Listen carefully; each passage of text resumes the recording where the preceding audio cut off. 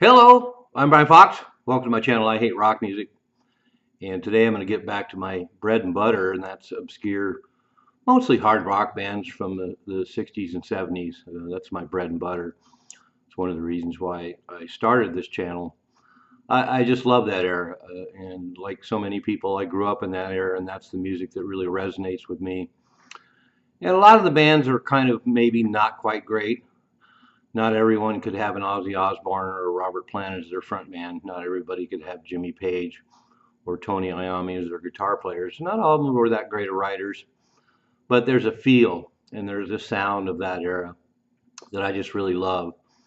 And when I listen to these records, I try to take them one at a time and pretty much appreciate their strengths. And a lot of the so-called not quite great bands had a lot of strengths. And it took a lot to get signed to a label because there were so many bands out there. And then there's ones that really stood out, and those are the ones that ended up getting signed. And they generally have something to offer. In the case of today's band, Ursa Major, they check all the boxes.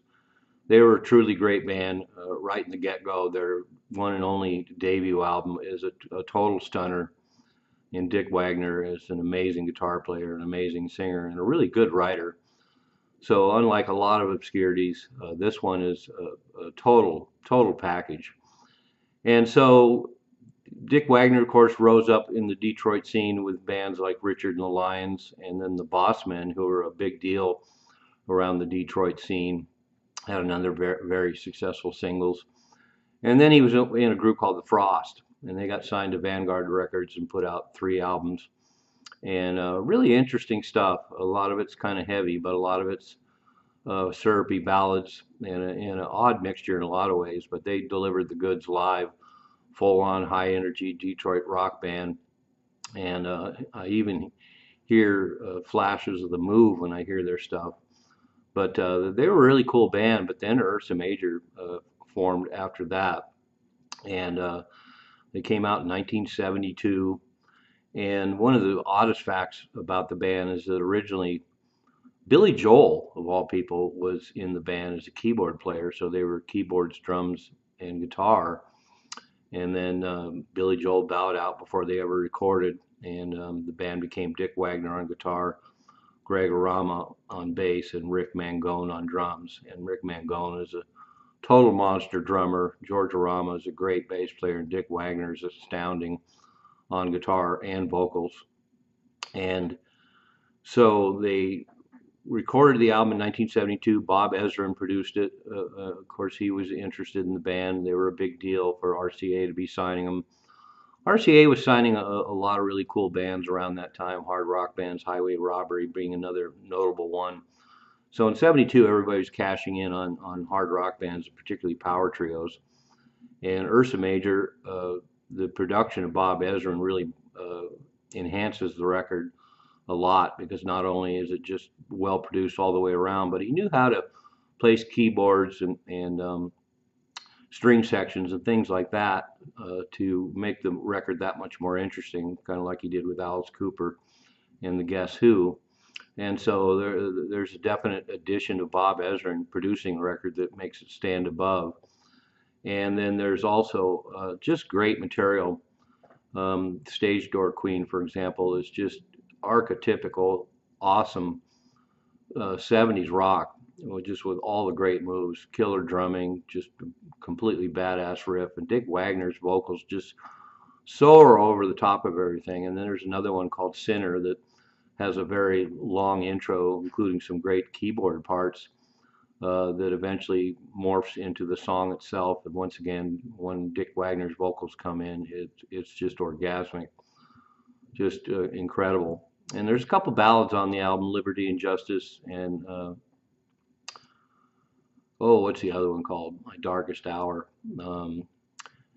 In My Darkest Hour. Really wonderful ballads, really well written. Dick Wagner's voice is beautiful. So in the case of this record, the ballads are a nice addition. Sometimes with a lot of these hard rock albums, the ballads are a bit lackluster, but not in this case. And then the rest of it, Silver Spoon, for example, opens up with drums and congas, and then the guitar parts are really electric. There's a particular kind of sound that Bob Ezrin used to get on guitars that's just like a laser beam. And so this record delivers on all points. I'm really fortunate. I bought the album when it came out. I heard it on the radio. I loved it. I went out and bought it brand new, unlike getting so many records and cutouts. And then I actually saw the band live. They opened for Alice Cooper in Virginia Beach in 1972, and I was thrilled to be able to see Ursa Major as well. Of course, the Alice Cooper concert itself was utterly amazing, but Ursa Major was great, totally pro. They pretty much pulled everything off really well live. You weren't really lacking for anything. Really dynamic, incredible band. And so this album I recommend completely and totally. I have no reservations whatsoever. And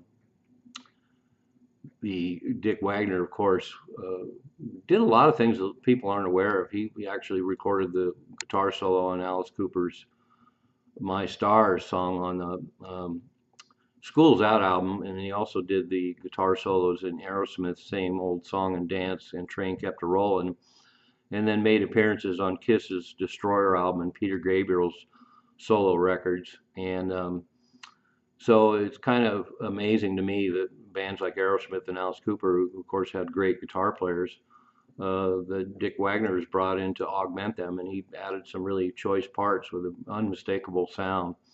But definitely one of the great guitar greats. It's sad to see that he hasn't gotten his due as a singer or a guitar player, but he is a total giant in my book. And he did a bunch of other notable things. Of course, he joined the Lou Reed Band for Rock and Roll Animal, playing beside another incredible guitar player, Steve Hunter, and played on Lou Reed's album Berlin as well. And then he was with Alice Cooper for 10 years in the solo career. He's actually the one that wrote Only Women Bleed, an old song of his that he refreshed and did with Alice Cooper, but he was the guitar player for Alice Cooper for 10 years and did a lot of co-writing with him. And so his presence is out there. He's got a solo album or two, and those ones are all right. But for me, Ursa Major is just a monster record. And I think anybody interested in 70s rock, if you like Boston, for example, wait to hear Ursa Major. They pretty much wiped the floor with Boston in my mind. But I love Ursa Major, so I'm going to gush about them because they were an important part of my growing up and my rock years. I cherish that one album as much as I did any of the big bands like Led Zeppelin.